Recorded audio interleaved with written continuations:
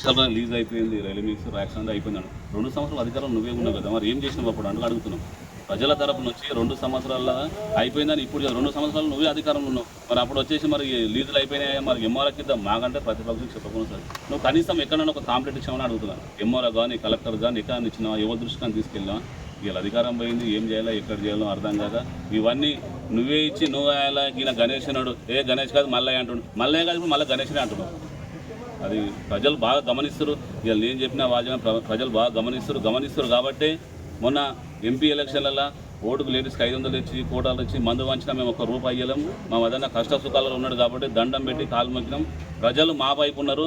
అందుకే మాదరంలో Congress party majority ఇచ్చిందని సర్వంగా చెప్తున్నాం. ఈరోజు చేసేందుకు ఖచ్చితంగా మా ప్రయత్నం కొనసాగుతుంది అని చెప్పి ఇక్కడున్న నాయకులంతా చెప్తున్నారు. మేము అధికార పార్టీనే అయి ఉండొచ్చు కానీ మా మాదారం ప్రజల కోసం పోరాటానికైనా వెనకాడేది లేదు అని చెప్పి ఇక్కడున్న కాంగ్రెస్ నాయకులు మరోసారి స్పష్టం చేస్తున్నారు.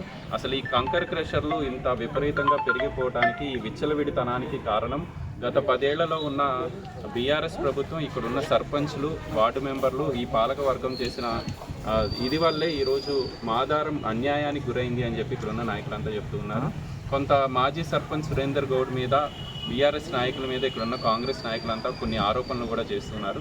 ఏది ఏమైనప్పటికీ ప్రజల పక్షాన నిలబడేందుకు మేమంతా సిద్ధంగా ఉన్నాం. అవసరమైతే మంత్రి దామోదర రాజనరసింహను కలవడంతో పాటు ముఖ్యమంత్రి రేవంత్ రెడ్డి దగ్గరికి ఈ విషయాన్ని తీసుకెళ్లేందుకు మేమంతా సిద్ధంగా ఉన్నామని చెప్పి నాయకులు చెప్తున్నారు. వీడియో జర్నలిస్ట్ సంజయ్తో గోపికృష్ణ, న్యూస్ 16.